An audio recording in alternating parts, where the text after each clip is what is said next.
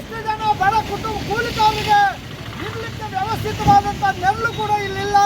ತಂಗುದಾಣ ಈ ಕೂಲಿಕಾರರು ಇರ್ಲಿಕ್ಕೆ ವ್ಯವಸ್ಥಿತವಾದಂಥ ಒಂದು ತಂಗುದಾಣ ನಿರ್ಮಾಣ ಮಾಡಬೇಕು.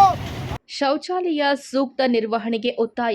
ಬಾಗೇಪಲ್ಲಿ ಪಟ್ಟಣದ ಡಾಕ್ಟರ್ ಎಚ್.ಎನ್. ವೃತ್ತ ನ್ಯಾಷನಲ್ ಕಾಲೇಜು ಮುಂಭಾಗದಲ್ಲಿ ನಿರ್ಮಿಸಲಾದ ಸಾರ್ವಜನಿಕ ಶೌಚಾಲಯಗಳನ್ನು ಸೂಕ್ತವಾಗಿ ನಿರ್ವಹಣೆ ಮಾಡಬೇಕು ಎಂದು ಒತ್ತಾಯಿಸಿ ಕರ್ನಾಟಕ ಪ್ರಾಂತ ರೈತ ಸಂಘದ ಪದಾಧಿಕಾರಿಗಳು ಮತ್ತು ಕೂಲಿ ಕಾರ್ಮಿಕರು ಸೋಮವಾರ ಪ್ರತಿಭಟನೆ ನಡೆಸಿದ್ದಾರೆ.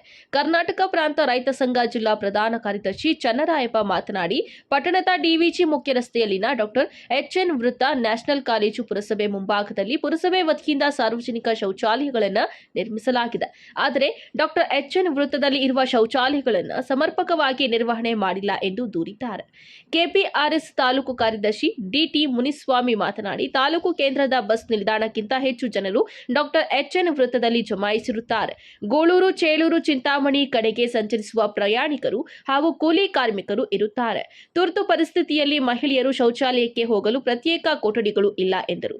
ಪ್ರತಿಭಟನೆಯಲ್ಲಿ ಕೃಷಿ ಕೂಲಿ ಕಾರ್ಮಿಕರು ಸಂಘಟನೆಯ ಕೆವಿ ಮುನಿಯಪ್ಪ, ಅಶ್ವತ್ಥಪ್ಪ, ಜಿ ಕೃಷ್ಣಪ್ಪ, ರಶೀದ್, ಅಬೂಬ್ಕರ್, ರಹಮತುಲ್ಲಾ, ಅತಾಉಲ್ಲಾ ಮತ್ತಿತರರು ಇದ್ದರು. ವರದಿ ಗೋಪಾಲರೆಡ್ಡಿ, ನಂದಿ ಟಿವಿ ನ್ಯೂಸ್, ಬಾಗೇಪಲ್ಲಿ.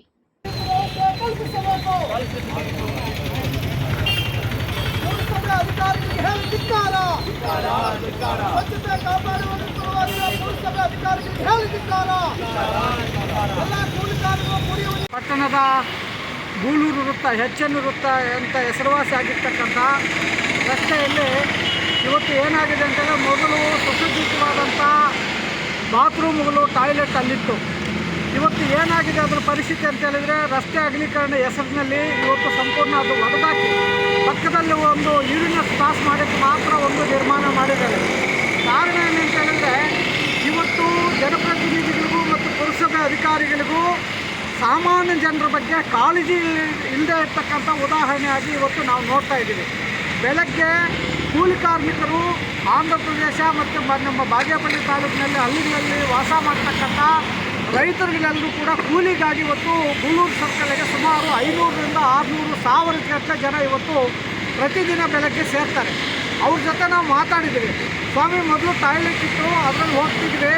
ಇವತ್ತು ಇಲ್ಲಿ ನಮಗೇನಾದರೂ ಅರ್ಜೆಂಟ್ ಆದರೆ ಬಸ್ ಸ್ಟ್ಯಾಂಡ್ಗೆ ಹೋಗಬೇಕು, ಬಸ್ ಸ್ಟ್ಯಾಂಡ್ಗೆ ಹೋದರೆ ಇಲ್ಲಿ ಕೂಲಿ ಹೋಗ್ಬಿಡುತ್ತೆ. ಆ ರೀತಿ ಪ್ರಾಬ್ಲಮ್ ನಮಗೆ ತುಂಬ ಸಮಸ್ಯೆ ಆಗ್ತಾಯಿದೆ. ಪ್ರತ್ಯೇಕ ಇವತ್ತು ಮಹಿಳೆಯರಿಗೆ ತುಂಬ ಸಮಸ್ಯೆ ಆಗ್ತಾಯಿದೆ ಅಂತೇಳಿ ಇವತ್ತು ಅಳುಲನ್ನು ಇವತ್ತು ಆ ಕೂಲಿ ಕಾರ್ಮಿಕರು ತೋಡ್ಕೊಳ್ಳುವಂಥ ಪರಿಸ್ಥಿತಿ ನಿರ್ಮಾಣ ಆಗಿದೆ.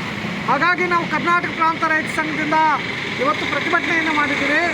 ಇವತ್ತು ತಕ್ಷಣವೇ ಇಲ್ಲಿನ ಪುರಸಭೆ ಅಧಿಕಾರಿಗಳು ಮತ್ತು ಶಾಸಕರು ಎಲ್ಲರೂ ಸೇರಿ ಇವತ್ತು ಸಾಮಾನ್ಯ ಜನರ ಬಗ್ಗೆ ಕಾಳಜಿ ವಹಿಸಿ ಅಲ್ಲಿ ಗೂಳೂರು ಸರ್ಕಲಲ್ಲಿ ಸುಸಜ್ಜಿತವಾದಂಥ ಒಂದು ಟಾಯ್ಲೆಟನ್ನು ಅಲ್ಲಿ ನಿರ್ಮಾಣ ಮಾಡುವ ಮುಖಾಂತರವಾಗಿ ಕೂಲಿ ಕಾರ್ಮಿಕರಿಗೆ ಅನುಕೂಲ ಮಾಡಿಕೊಡ್ಬೇಕಂತೇಳಿ ಈ ಮೂಲಕ ನಾನು ಒತ್ತಾಯವನ್ನು ಮಾಡ್ತೇನೆ. ಅದೇ ರೀತಿಯಲ್ಲಿ ಇವತ್ತು 1000 ಗಟ್ಟಲೆ ಜನ ಸೇರ್ತಕ್ಕಂಥ ಕೂಲಿಕಾರರು ರೈತರು ಏನಿದ್ದಾರೆ, ಆ ರೈತರ ಬಗ್ಗೆ ಕಾಳಜಿ ವಹಿಸಬೇಕು, ಆ ಕೂಲಿಕಾರರ ಬಗ್ಗೆ ಕರುಣೆಯನ್ನು ತೋರಿಸಬೇಕು. ಅವರು ಬಡಬಗ್ಗರ ಮಹಿಳೆಯರ ಪರಿಸ್ಥಿತಿ ತುಂಬ ಹದಗೆಟ್ಟಿರ್ತಕ್ಕಂಥ ವಾತಾವರಣದಲ್ಲಿ ಇವತ್ತು ಅಲ್ಲಿ ಇದ್ದಾರೆ. ಅದೇ ರೀತಿಯಲ್ಲಿ ಅಲ್ಲಿ ನೀರಿನ ಕೊರತೆ, ಕುಡಿಯುವ ನೀರಿನ ಕೊರತೆ ತುಂಬ ಸಮಸ್ಯೆ ಆಗ್ತಾಯಿದೆ. ಅಲ್ಲಿ ಗೂಳೂರು ಸರ್ಕಲಲ್ಲಿ ಒಂದು ಸಣ್ಣ ಟ್ಯಾಂಕ್ ನಿರ್ಮಾಣ ಮಾಡಿದ್ದಾರೆ, ಅದರಲ್ಲಿ ಇವತ್ತು ನೀರು ಬಿಡ್ತಾ ಇಲ್ಲ. ಕುಡಿಯುವ ನೀರಿನ ವ್ಯವಸ್ಥೆ ಮಾಡಬೇಕು.